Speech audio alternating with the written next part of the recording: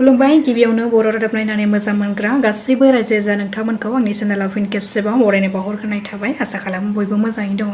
नोंथांमोननि थाखाय आं मोनसे गोदान खौरां लानानै नुजाथिफैलायबाय। आसा खालामो नोंथांमोना खौरांखौ नायनानै मोजां मोनगोन। जायफोर सुबुंफोरा इभिक्सन खालामजादों बिसोरनि मुङा भटार फारिलाइयाव थानो हानाय नङा। गिबि मन्त्रि डक्टर हिमन्त बिश्व शर्माया बे गेदेर खौरांखौ फोसावदों। सोरखारि हायाव आयेन बेरेखायै दखल खालामनानै थानायनि उनाव होखारजानाय सुबुंफोरनि मुंखौ बै ओनसोलनि भटार फारिलाइनिफ्राय बोखारनाय जागोन होननानै रोखायै फोसावदों गिबि मन्थ्रिया। आयेन बेरेखायै दखल खालामजानानै होखारजानाय सुबुंफोरा उननि समाव जाहाथे बै ओनसोलाव थाफैनो हाया बेखौ नोजोर होनानै आरो आयेन बेरेखा हा दखल खालामनायखौ होबथानो थाखाय सोरखारा बे हाबाफारिखौ लानाय जादों होननानै गिबि मन्थ्रिया फोसावदों। मरानाव गिख्रंथाव जाब्रबथायजों खनसेयैनो बिफा आरो फिसाज्लानि जिउ खहा। जाथायनि सोमोन्दै मिथिनो हानाय बादिब्ला तिनिसुकियानि मरानाव मैया फुंबिलिनि समाव गंसे हुन्डाइ एक्सटार साब गारि आरो गंसे बलेर' पिकआप गारिनि गेजेराव मोखांजों मोखां सौग्रावलायदों, जेराव हुन्डाइ गारियाव गाखोनाय सानै बिफा फिसाज्लाया गोब्राब जोखोम जानायनि जाहोनाव जायगायावनो जिउ खहा जायो आरो बलेर' पिकआप सालायगिरि ड्राइभाराबो जोखोम जायो। मिथिनो हानाय बादिब्ला बे जिउ खहा जानाय बिफा फिसाज्लाया मराननि पानितला बरबिल गामिनिमोन। बिफानि मुङा खगेन बरुवा 45 बोसोर बैसोनि आरो फिसाज्लाया 14 बोसोर बैसोनि किशोर बरुवा होननानै सिनायथिनो हादों। गावनि फिसाज्लाखौनो फरायसालियाव दोननो थाखाय थांबाय थानाय समावनो बे गिख्रंथाव जाब्रबथाया जायो। बे जाथाय जानाय उनाव पुलिसा जाथायथिलियाव थांनानै बलेर' पिकआप सालायगिरिखौ हमनानै देहा फाहामसालियाव थिसननाय जायो आरो बे जाथायनि सायाव नायबिजिरनायखौबो जागायजेनो होननानै पुलिसा सुलुंनि गेजेरजों फोरमायदों। बशिष्ट पुलिसनि जेयाव नांदों 3 सिखावनि हानजाया। ओनसोलाव सिखावनि उदखार खालामबाय थाग्रा बे सिखावनि हानजाखौ मोनसे गोख्रों सिग्रोमनाय हाबाफारि लानायनि गेजेरजों बिसोर 3 सिखावजों लोगोसे बिसोरनिफ्राय खावनाय आइजोनि सना गहेनाफोर, माद' जुनादफोरनि हाथाय आरो मबाइल फनबो बोखांनो हायो।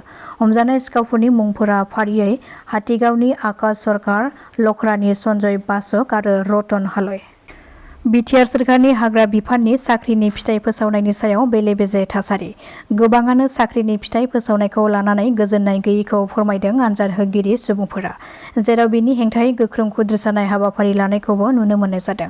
बे गोख्रों खुद्रिसानाय हाबाफारिनि गेजेरजों बिथांमोना फोरमायथिदों दि बावैसो जालांनाय ग्रेड 3 आरो ग्रेड 4 जों लोगोसे PCDC सेक्रेटारि बेयाव जा रिक्रुटमेन्ट जाबाय, बेयाव माखासे इलिगेल रिक्रुटमेन्टखौ जों नुदों, जेराव जायफोरा लिरनाय आनजाद, फिजिकेल आनजाद खालामनाय जादोंमोन बेनि सायाव बेसेबां नम्बर दङ बेखौ रोखायै दिन्थिनाय जायाखै। बेखौ लानानै जों खावलायदों। बेफोराव मोननाय नम्बरा बेसेबांमोन बेखौ लानानै जों गोख्रों खुद्रिसानाय हाबाफारि लादों।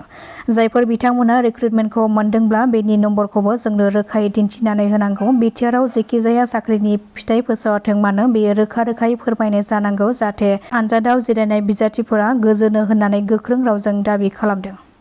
आसाम त्रिपुरा सीमायाव गोबां बिबांनि क'डिन सिरापनि मोनसे गिदिर शिपमेन्टजों लोगोसे 2 सुबुंखौ खादों आसाम पुलिसा।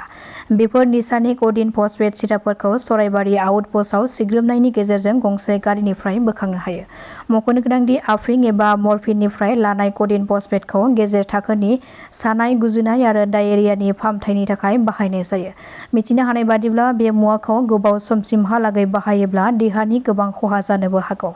बेखायनो खैफोद सोमजिहोनो हागौ होननानै भारत सोरखारा बेखौ बाहायनो थाखाय गनायथि होआ। जानो गोनां बिसायख'थिनि थाखाय आसाम हादोरसायारि बिसायख'थि आय'गआ BTC बिसायख'थिनि सम फारिलाइखौ फोसावबाय। BTC बिसायख'थिया फैगौ दाननि सेप्तेम्बरनि 22 खालाराव जागोन आरो भट साननाया 26 सेप्तेम्बराव जागोन। बेजों लोगोसेनो बिजाथिफ्रा 28 खालारनिफ्राय नमिनेसन बिलाइखौ मोननो हासिगोन। BTC बिसायख'थिखौ लानानै तामुलपुर जिल्ला बेंगिरि पंकज चक्रवर्ती बिथाङा बे खौरांखौ मोनसे खौरां मेल खुंनानै फोसावदों। गसाइगावआव गोदानै लुफुंजानाय सिनियर सिटिजेन एस'सिएशननि मावखुलिखौ मैया MLA जिरेन बसुमतारिनि नुजाथिनायाव बेखेवनानै होनाय जायो। BTR सोरखारनि मददजों गसाइगाव सोहोराव गोदानै लुफुंजानाय बे गसाइगाव महकुमा सिनियर सिटिजेन एस'सिएशननि मावखुलिखौ मैया MLA जिरेन बसुमतारिया बेखेवनानै होयो। गोबाव समनिफ्रायनो सिनियर सिटिजेन एस'सिएशननि दैदेनगिरिफ्रा मावखुलि गैयैनि जाहोनाव मेल मिटिं खालामनो थाखाय जोबोद जेंनायाव गोग्लैनो गोनां जायोमोन। बेखौ नोजोर लाखिनानैनो प्रमद बर' दैदेननाय BTR सोरखारा बे मावखुलिखौ लुफुंनानै होयो। बे मावखुलिखौ मोननो हानानै गसाइगाव महकुमा सिनियर सिटिजेन एस'सिएशननि गासिबो दैदेनगिरिफ्रा गोजोननायखौ फोरमायदों। तामुलपुर आरो कुमारिकाटायाव सरनिया हारिनो एसटि मर्यादा होनांगौनि थाखाय मोनब्रै आफादा 3 घन्टायै सोमावसारदों। तामुलपुर आन्चलिक सरनिया कसारी फरायसा आफाद, तामुलपुर आन्चलिक सरनिया कसारी गणतान्त्रिक नारी मञ्च, तामुलपुर आन्चलिक सरनिया कसारी साहित्य सभा, तामुलपुर आन्चलिक सरनिया कसारी सन्मिलनी 10 बाजिनिफ्राय 1 बाजिसिमहालागै तामुलपुर सार्कोल मावखुलिनि लांगोनायाव सोमावसारदों।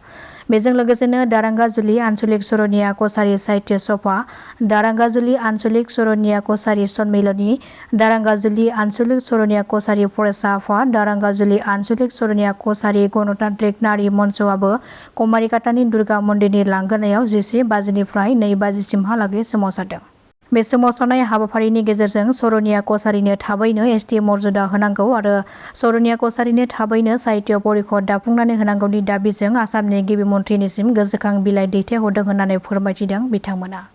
दासिमनि खौराङा एसेनोसै। नोंथांमोना खौरांखौ नायनानै मोजां मोनदोंब्ला चेनेलखौ साबस्क्राइब खालामनानै लानो हागोन। गोजोन्थों।